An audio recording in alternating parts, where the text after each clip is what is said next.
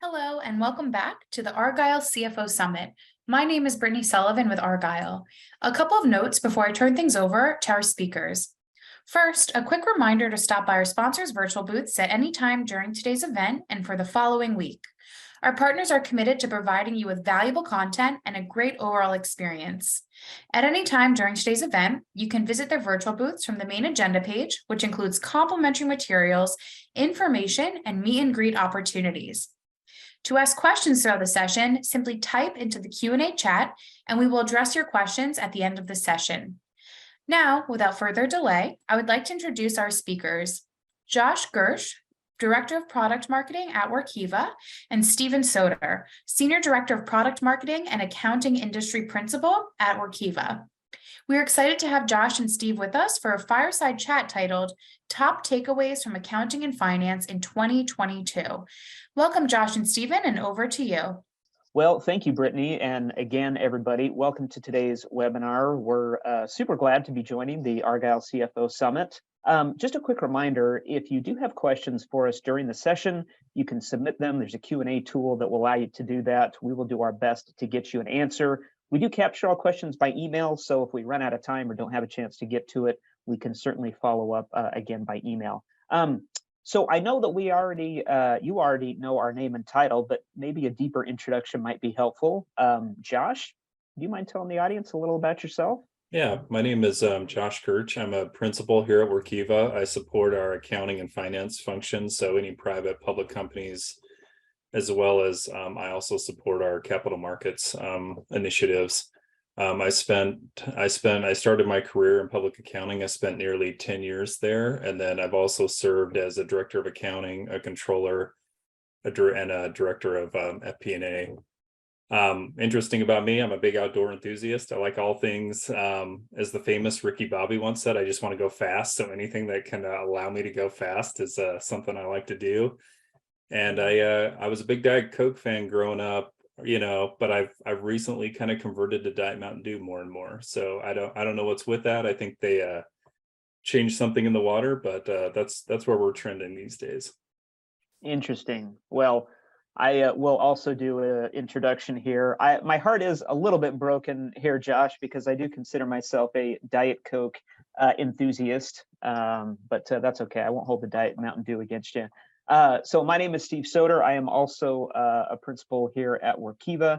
I support also our SEC solution, do quite a bit with ESG to the extent that that's kind of intersecting with the SEC, as well as have a big interaction in a professionals groups that Workiva is a national sponsor for SEC, ESG, and SOX practitioners. But began my career in accounting, started in public accounting, served as controller and VP of finance for a large outdoor retailer. I already told you about Diet Coke. Now, that fun fact is I wear Crocs while podcasting Off the Books. So Workiva does have a podcast called Off the Books. I am a recurring host there. The Crocs thing, I don't know. We never see what's going to go on these slides until we're actually doing the event. Apparently, somebody thought my Crocs were funny. I think they're awesome. So maybe we just Hey, Steve, they sell $3 billion worth of shoes every year. So I don't think it's just you that's interested in them, Well, that's what I'm saying. I don't know what the controversy is about Crocs. I think Crocs and are they great. come in all kinds of colors. So I don't know how they can be anything but fashionable. Exactly. Well, let's jump here into the meat of it. So what we're going to do in this session is talk about kind of current trends that we're seeing. Josh is going to spend a little bit of time talking about that. We're then going to kind of get to, okay, what does that mean going forward? Josh, our audience can see the slide here. Can you take us through some of the broader topics we've seen leading up to and including 2022? Yeah. And I would say the accounting and finance profession has undergone a pretty significant change or has had a lot of challenges in the past, maybe 2 to 3 years, probably more than we've had kind of collectively combined, in the past 2 or 3 years than previously in kind of any period that most of us will probably have experienced. And, it kind of all kicked off with the pandemic. The pandemic caused a change in the way we had to start working. That was followed by a pretty favorable, what I would call pretty favorable capital markets, especially the IPO market, where a lot of activity happened and people had to figure out how to support it. which caused a lot of opportunities, which caused a lot of demands for accounting and finance professionals, which opened the doors to, maybe a lot of opportunities that were, not in their local, maybe in their local geography, but also kind of like national or globally. So all of a sudden we had this kind of global market that would open up and a lot of opportunities. So we got into a lot of topics like the Great Resignation, where people were turning over significantly. And that kind of led us through 2021, early 2022, and then 22 we started to see maybe some negative things happening. We've seen obviously there's a lot of geopolitics going on, a lot of worldwide disputes. We're starting to sense an economic slowdown or a recession to some degree, and that's starting to kind of change a number of those things. In addition to that, we've seen regulation come out, which has been interesting to observe the type of regulation that's come out and the impacts that it's going to have on the industry. And all these things are happening, and a lot of companies are kind of trying to evaluate those, as well as always kind of trying to improve. We're trying to automate everything we can, but we're having, we get into those motions of trying not to automate things and use technology, but then we've got all these other pressures that are happening. And so kind of trying to find that balance has been, extremely challenging for the past, I would say couple of years. Well, let's jump into each one of these and maybe start out, by talking a little bit about the equities market here on the next slide. Obviously, the pandemic had lasting impacts, back from 2020 into 2022. But during that time, the explosion, the historic explosion of the equities market, I think surprised a lot of people. I know I was surprised by it. Can you take us through that and help us understand what really happened and how that's still impacting us today? Yeah. And a lot of what's interesting about this is you can see there, and late 2020 and all through 2021 was probably the highest activity of IPOs that we've ever seen in at least the past 20-25 years. There was more activity in that year and a half than there had previously been kind of leading up to that. And I think it caught a lot of people off guard. Here we are, the pandemic hits, we're all kind of working remotely. We're kind of trying to figure out that problem. And then all of a sudden, a lot of money gets, poured into the economy. And so it becomes favorable and valuations are going up. And so, a lot of investors are trying to take advantage of that opportunity. And so there was a lot of activity.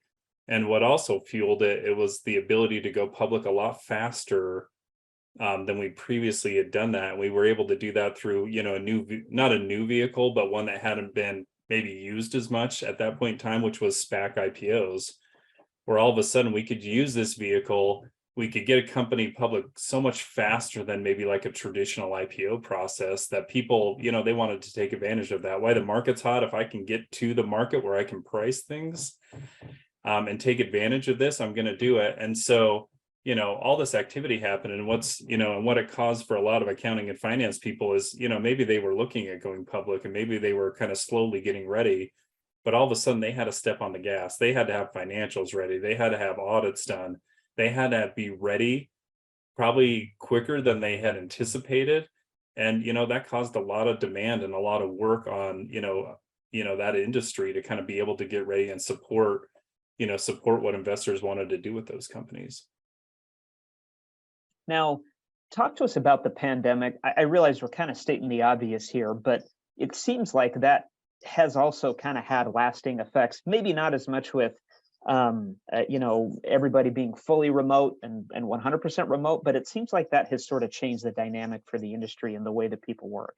Yeah, it has. And I think if I was going to call out maybe one thing that it's changed is, we got people working, and especially now we've had a lot of people return to work, but we got people returning to work, working full time. We've got people in hybrid mode, and we've got people still working remotely. And I think the one thing the pandemic caused was, like, in the past, maybe you could work remotely, but it wasn't as common. And we didn't really have a very good infrastructure to support that, or it might have been pretty clinky to do that, as in a lot of your systems might have been server based. You might have had been in the office, where all of a sudden the pandemic kind of accelerated that, where, hey, you've got to be able to work from anywhere. We're not saying we're going to allow it, but like the pandemic caused that everybody could work from everywhere. So now it is an option. It is something that people have built sufficient infrastructure that they can do that now. And that would kind of be the big takeaway. It was more about, the remote work aspect and being able to kind of work through that through the different systems that existed, so that no matter where you were, no matter if you're in the office working remote or some kind of hybrid model, everybody can participate and, and do, and basically fulfill their responsibilities with their, with their jobs and careers. Well, it's interesting to see how these two things kind of intersected. I love the fact that you brought up just the amount of money, stimulus and other money that kind of flooded. And I'm not sure that I had maybe drawn that connection with the equities market, but it certainly seems pretty clear now. And obviously, we're going to talk about a change in the equities market here in a little bit, but let's move on to the next two. So two other areas where we've seen were, the huge turnover and demand for talent. I suspect that's going to tie to what you just talked about a second ago. And of course, we've got just a crazy geopolitical and maybe economic kind of circumstances going on right now. Can you break these down for us? Yeah. So kind of as we talked about, we get the pandemic where all of a sudden the marketplace, rather than working in like your local market or your city where you kind of, built your network out of, all of a sudden it blew up. I mean, I'm based in the Western United States, and I was getting opportunities to work in New York or, Seattle or Kansas City. It didn't matter. All of a sudden it became a national, even a global kind of recruiting market overnight. And so I think that fueled, a lot of that change. And okay, location doesn't matter as much. How do we compensate and deal with this? How do we get the right talent? And then to your point, that we mentioned is, okay, all of a sudden we have this favorable economy that, underneath it all, if you want to raise capital and you want to participate in these events, you've got to have solid financial reporting, which comes from the accounting and finance industry to support that motion. And so they're going out there and they're trying to find people who can do those IPOs, and they're trying to build company, they're trying to find accounting and finance people with the right qualifications to what they want to do. And so when we opened up the market, all of a sudden everybody, started taking advantage of these opportunities. Compensation was significantly higher. I could go work in a higher market, make a lot more, and live in a little town where, maybe I go skiing every day or something like that. But the point is it caused the compensation where people could take advantage of those opportunities, make a lot more money. And it caused a real challenge. Last year when we went out and visited with a lot of CFOs, we've attended a lot of conferences, we've talked to a lot of peers, and every one of them, the top of their list was like, I don't know how to retain talent. I don't know how to attract it. I'm just trying to keep people here. And it was just this evolving door of people kind of rolling in and out, and they just could not get it to be stable enough to almost even just kind of keep up with the normals of the business, in addition to all of a sudden maybe having to do a public offering or something like that. So that was pretty challenging to kind of see from there. I remember talking to a former colleague who was commenting to me that if they didn't get an offer in somebody's hand within basically hours after the first interview, they were going to lose the head, right? They were going to, that person was going to go somewhere else because they would have another offer. And I just couldn't fathom trying to staff, a full financial reporting team or accounting team when literally that's all the interaction that you get. I mean, it's hard to find and to hire and to attract and retain the right person under normal circumstances. It just is crazy to me. I think just how insane everything got. I think stating the obvious here, of course, we talked about geopolitics. That has certainly been a big issue. Can you talk to us a little bit about that as well? Yeah. And so, here we come out of 2021, the end of 2020, the end of 2021 were just incredibly hot. Like valuations continued to go up. The economy was doing well. And then, early 2022, everybody kind of got, we've had our COVID shots. We're kind of feeling good about it. We're kind of getting in the routine. And, the global, circumstances globally started changing. There were, rather than kind of everyone being aligned to trying to keep everybody alive, now we started kind of getting back into what our own political agendas were. And obviously one of those things that started out was, the Russian-Ukraine war, but it just, all of a sudden we had this global conflict, what's going on, who's supporting who. And, that has an impact on the economy. That has an impact on how we deal with foreign countries. And ultimately what it ended up, it started to kind of introduce uncertainty into basically the public markets. So people are unsure, like, how stable is the economy? I'm not feeling as good about it as I want to be. And markets are more emotional than I think people think. Like, we react to things, they're emotional. When we're feeling good, the sky's the limit. And when we're not, the floor, we can get into a trough real quick, or, fall to that. But ultimately it started to slow those deals down. That was just one of the factors that kind of caused that. But valuations started going down. That uncertainty risk rose. And that those deals on that IPO market kind of started basically in 2022, like hit basically a wall. They stopped, like overnight. That market went super cold, and people, although behind the scenes, are still preparing and trying to be ready to take advantage of it when those valuations come back. The deals that are getting executed, like, it's rare. It has to be a really good deal to make it happen. But the volume of those deals has gone down drastically from them. And so it kind of leads to that third point is, okay, the equities market is kind of taking a hit. What other kind of capital markets, like bonds market, are they starting to take a hit? Which they did. All of a sudden we're kind of trending downward now. We were on a high, we had a lot of money in the economy, things are kind of getting back to normal. Now we're trending down. And I think the question is, how far down are we going to be trending? Yeah. With all of that money just awash, I suppose that, hindsight is 2020, right? That, when you were just flooding the economy, obviously it could overheat a little bit. And then you throw on this kind of, geopolitical conflict, certainly in Russia and Ukraine. And I mean, again, hindsight's 2020. This all makes sense, but I certainly think it caught a lot of people by surprise. Again, I know that I know that I was certainly surprised by it. Yeah, it's definitely been a boomerang effect. Like, typically those peaks and valleys are a little bit, probably not as quick. It feels like we went kind of Mach 10 to a high, and then we're coming down real fast too. So we're definitely feeling kind of some whiplash, very quick whiplash from what's happened over the last couple of years. Yeah, definitely. As we move on here to the next slide and kind of get to the last two of the topics, you talked about a little bit at the intro, but Josh, we've seen a ton of regulatory activity from the SEC as others, as well as a continued focus of kind of digital transformation.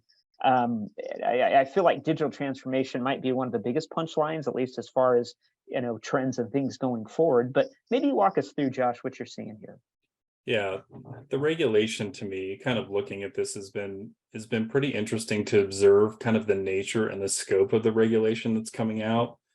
10 years ago in the industry, it was all about accounting standards, like, we're going to redo Rev Rec 606. Who hasn't had to deal with that and feel the pain of assessing that for years, getting ready to implement it, going through all those analysis. I mean, it was a massive undertaking.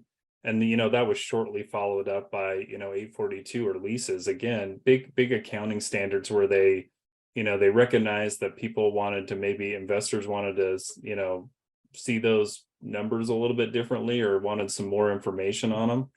And, that was the focus. I mean, you couldn't go anywhere in the last 10 years and not be like, well, we got to deal with 606, or we got to get ready for leases, or how are we going to do that? That was kind of the topics on everybody's mind.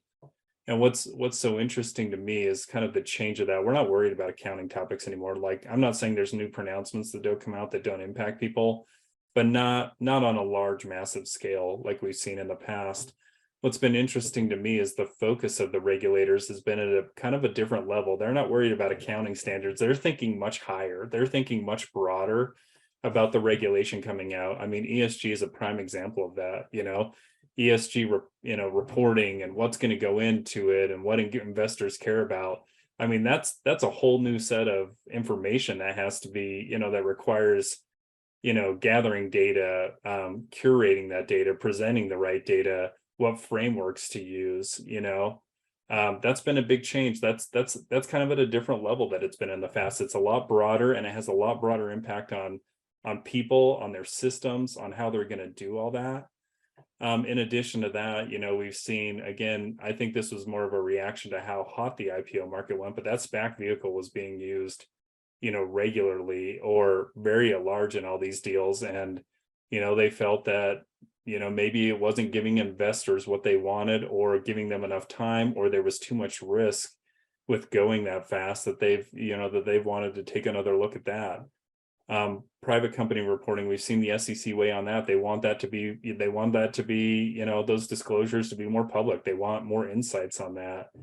Cryptocurrency has been one that's kind of been there. I would say that is kind of an accounting standard where if you've had to deal with that, it's been unclear for years. So finally getting some clarity on that may not have been a bad thing. And then, they're weighing in on taxes, and they're kind of jumbling a little bit with, accounting for book income taxes and accounting for, taxable income and how you define those. It's pretty interesting they've done, but what I would say is, one, they're clearly responding to an ask from investors. The first three are really kind of protecting investors. They want more information, they want certain things, and to be able to do that on a timely matter, on an accurate matter, on kind of supporting all those things, that requires a lot of knowledge, a lot of process, and basically, when I say knowledge, it requires a degree of like technical expertise that may or may not exist out there as much as we wanted to. So those have been some kind of real changes, and kind of a real change in mindset I think we've seen from the regulators in the past little bit. Well, I suspect you're going to tell us that both here with respect to regulation, as well as the other topics that we have gone through so far, are all kind of pointing to the need for CFOs to be resilient, to be agile. I certainly am going to talk about that here when we sort of look to the future, but talk to us about digital transformation and kind of how we've seen that sort of morph and evolve, over the last few years. Yeah, I would say in the past, like before 2 years ago, digital transformation was looked at it like as a nice to have. It was like, hey, yeah, we want to automate everything we can. If we got budget for it, we'll do it. The larger companies kind of took the lead. They felt more of the pain in doing it, or more of the benefit in kind of going through and trying to automate certain things. But it almost kind of goes back to that talent and retention issue of, hey, quite frankly, at this point in time, we can't solve these problems with people anymore. We're getting so many new challenges. I mean, we only talked about 6 of them, and we've still got a few more to go. But we're talking about increased challenges, increased demand on the profession. So one, we don't, there's a lot of technical expertise that those demands have. Those aren't small manual type issues that you've got to deal with. Those are issues that you've got to think through, and take into consideration a lot of different points. So you've got maybe an expertise gap where you can't solve, do we have enough people that can actually solve this or have the right expertise? And then the other issue you're gone is you have a pipeline problem with people, quite frankly. The pandemic, when everyone's 401k went up, it was like, hey, maybe I don't need to work anymore. Like maybe this is good enough for me. And a lot of accountants retired. And quite frankly, there's a lot of accountants who are within 5 to 10 years of being able to retire. I would say, according to, certain, I think it's AICPA numbers out there that, somewhere between 60 and 70% could retire in the next 5-10 years if they wanted to, or even today as quickly as if they wanted to. So you've got a pipeline problem where we're going to have an exodus coming, on the back end. And what's also challenging is, enrollment into the profession has been down significantly in the past 5 years, over 30%. It's been on the decline. So you're going to have a lot of accountants retire, and we're not bringing a lot of accountants into the system. And then we've got these additional challenges that are coming, and that's requiring more expertise, knowledge, and effort from accountants. And it's not there. We just don't have the people or the right people, or quite frankly, the volume of people to do this work. And so it's caused people to get real about, hey, I've got to automate what I can, which means I've either got to look at my processes and figure out how to be more efficient. And the only way to really make a process more efficient is to kind of figure out what people are doing and make them more efficient, or to basically introduce technology and automation into it. And so we're getting to that point where, hey, we've got a real constraint on people. We have to start looking to technology tools to help automate what we can, or these challenges are only going to increase and augment and compound, that if we don't get ahead of this now, like it's going to be really challenging to dig out of this. And so I think the conclusion that a lot of people are getting to is like, hey, it's no longer a nice to have. We have to invest in technology every year. We have to make improvements. And it's we kind of coin it as continuous accounting, but basically, hey, that's a cost of doing business at this point. Like it is something that has to be budgeted for and accounting for. Now, what the scope of that is can be debated, but like it no longer can just always be put on the back burner because it's a back end, function that we have to produce. And so we're seeing that. And then what we're seeing is then, okay, we are going to do it. It's a massive undertaking. Where do you start? Where do you start? Where do you stop? I can't stop running the business and close things down for 2 years and bring in ERP systems and other things to automate everything. I've got to do my day job while trying to do this as well. And so what we've seen is people have we've got to the point where there's a recognition that you have to do this in phases. You have to figure out what's most painful. You have to focus on automating that piece of it and kind of moving on to the next problem, all while kind of keeping this comprehensive view that everything you're doing will all kind of work together and they can all kind of help any tools you put in place can help each other, can speak to each other. And that, kind of keeping that big picture in line that everything's going to be connected at the end of the day, but we're going to take it down in chunks and do it little by little.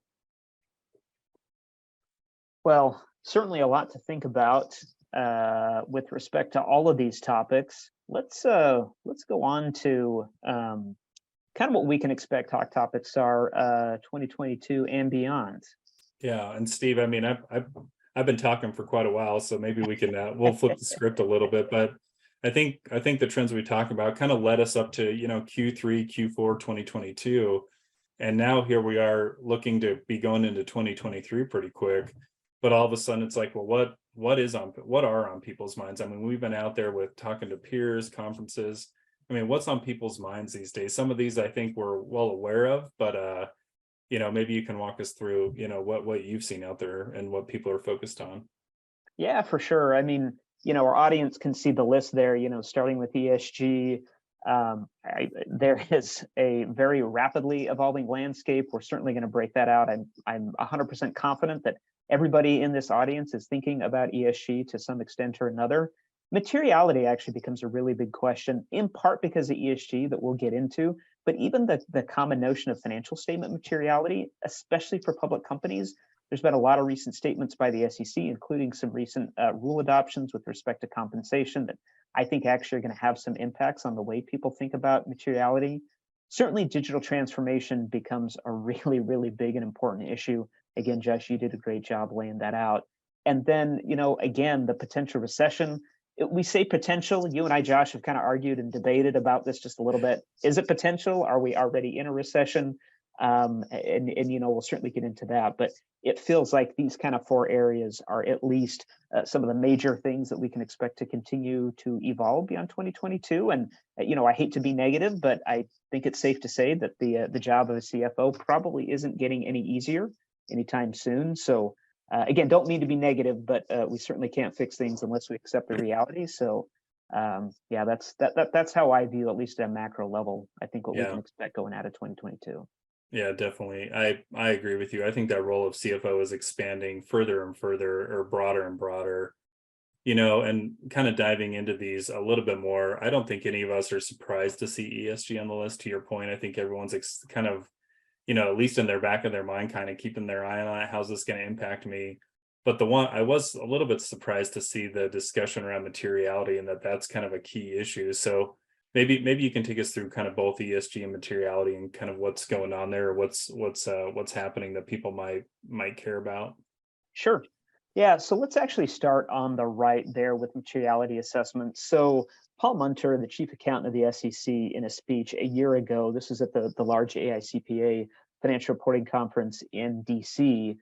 Paul Munter, chief accountant, kind of had this statement that said, hey, you know what? We feel like there are too many little R's versus big R's. And basically what that means is that if you have an error in your financial statements as a public company, you're able to correct it in two ways. You can either go back just historically and make the correction, and you might have some kind of little disclosure, but you're only going to do that in your future filings. Or you have a big R, a restatement, the bad one that nobody wants, where literally we are going to refile, we're going to amend filings and refile them, which has all kinds of internal control considerations there. Basically what Paul was saying is, hey, I think we pivoted a little further over to little R's than maybe we should. and really laid out some strong considerations. Now, one of the things that's interesting to me is that the SEC just adopted a rule about compensation clawbacks, meaning that if there was an accounting change, or excuse me, an accounting error that needs to be corrected, you need to actually go back and look at, okay, who were all the decision makers involved in that thing that needed to change? And was there bonus or incentive comp that now might need to be clawed back? What's super interesting to me is that the existence of a clawback is actually a driving factor in determining whether you have a little r versus a big R. And so I think that the pressure around companies to get that right, certainly to not have those revisions or those corrections in the first place, is strong. But then when they do, I actually feel like there's a lot of pressure now to really, really consider whether or not it's a little r or a big R. Nobody wants a restatement. I mean, that's the last thing a public company CFO wants, particularly if you're a well-known kind of household name. That kind of scandal and controversy is certainly a distraction to, I think, the hard work that they're doing. The other thing that I think is interesting is considering the impact of ESG.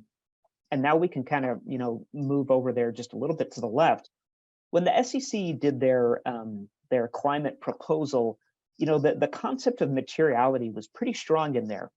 But we in financial reporting generally think of, okay, well, something is material if that would impact a reasonable investor's decision, or the total mix of information is the way to describe it. That doesn't actually limit itself to financial disclosures. If an investor actually cares, or if a piece of ESG information would alter that total mix, well, then all of a sudden ESG and climate information could then be factored into that. That's a little bit of a different paradigm. I mean, we think about qualitative disclosures like MD&A, or other things that you may be providing to add context to the financials. And I think we all get that that's important. But I think it's a relatively new motion to think about ESG and climate in that same way. The other thing that's interesting, if you look at some of the new regulation that's coming out on the ESG side, particularly in the EU, so the new CSRD, which was actually passed just a couple of weeks ago, now it needs to go through a country by country thing. But under the CSRD, there's actually this notion of double materiality, meaning that if something is financially material, then it rises to the level of disclosure. But if the impact of that thing, let's say a company's emissions, for example, if that is material, well, then that also needs to be disclosed, regardless of how financially material it might be. Again, that's a very new motion. Those in the audience who are from the US might be saying, okay, well, that's only something that the Europeans need to worry about. But if you're a multinational, you may well have branches and subsidiaries that exist in the EU, which might actually wrap you into disclosing this type of reporting under that law for those branches and those subsidiaries. So what we're seeing now is companies, Josh, actually forming ESG controllerships and other cross-functional teams to really get a handle on this ESG data, particularly to the extent that it gets combined with financial data.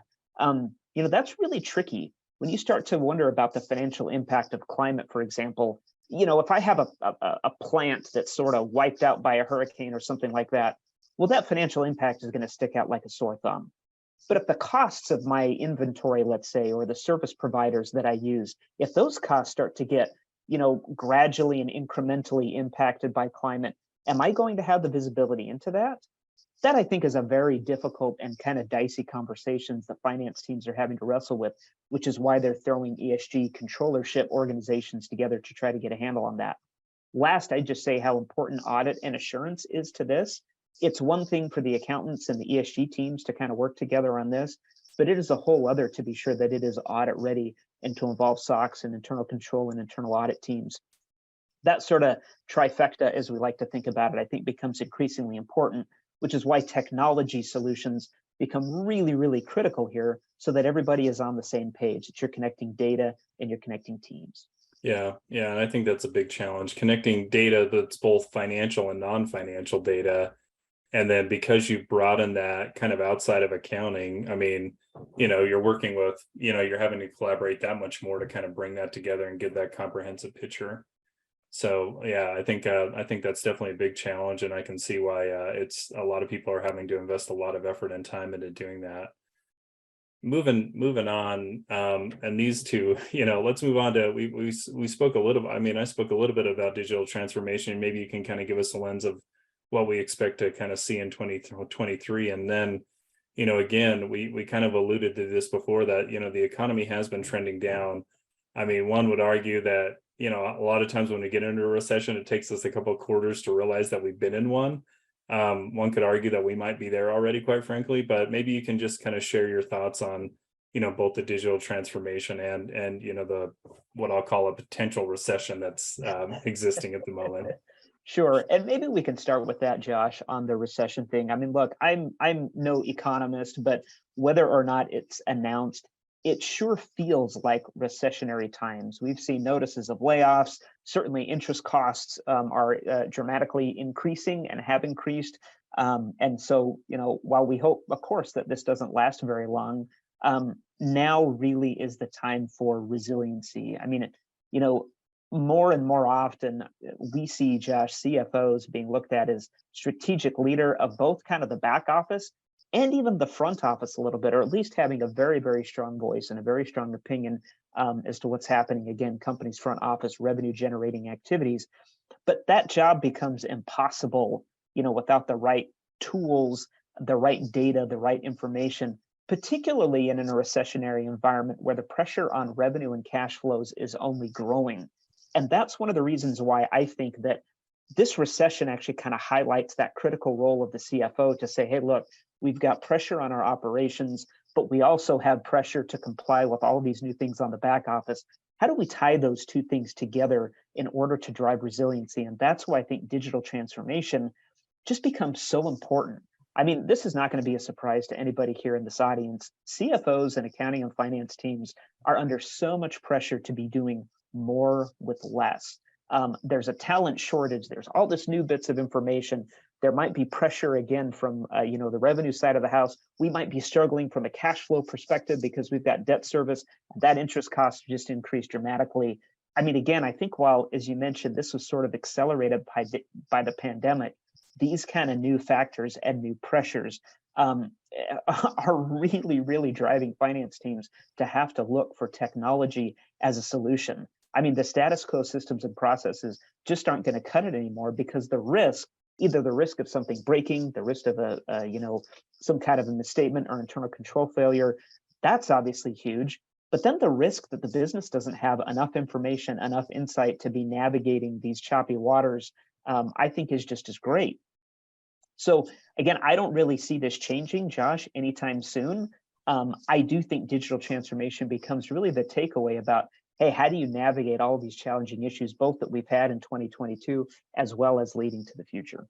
Yeah, I agree with that. And I think, given the potential recession, I do think that, maybe there might be scrutiny around kind of how you do that digital transformation, a lot more eyes on it, maybe a lot more thought around it. But the fact is that it kind of has to continue because as we see these trends, there's some big issues coming. They're not slowing down. And I think that's the takeaway is like, I don't know that we have a reprieve in sight. I think we've got these challenges ahead of us. We've got challenges on how we're going to service those challenges. And, we got to kind of come up with a game plan on how we're going to kind of address this going forward. So. Yeah, definitely. Well, sadly, looking at the clock here, we are all out of time for Q&A. As I mentioned, though, we do capture all questions by email. We will certainly do our best to respond to those. As we get ready to wrap up the session here, Josh, any final comments? No, I appreciate the opportunity of, Argyle allowing us to kind of come and share our thoughts and insights with us, and just kind of hoping for the best in the industry, kind of given all these challenges. Like, I hope we can take it, and any challenge we have is always an opportunity. So hopefully we can respond the right way to everything that we're having that's kind of in front of us at the moment. Yeah, well, I 100% agree. Really appreciate the opportunity to be part of the Argyle CFO Summit. Appreciate everybody for attending. Again, we want to thank you for that. And with that will conclude this session. Thanks again, everybody. Yep, thank you.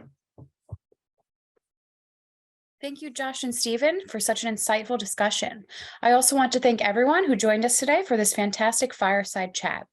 This session, along with all of today's content, will be made available on demand following the event. Your work is important, but it's also complex, like really complex. Instead of more software, more versions, and more spreadsheets, Change the rules with one platform that ties it all together. Meet Workiva, the open, intelligent, and intuitive platform that simplifies your complex work so you can save time, reduce risk, and make big decisions. You can connect data from sources directly to your reports and presentations. Connect teams so Jan in Boston and Jan in Copenhagen can jam side by side at the same time. And connect and present numbers and narrative that everyone can trust. And with powerful automation across your work, you can do it all with less noise, less headaches, and less late nights. Are you ready for more of less? We think so. We're Workiva. Simplify the complex with us.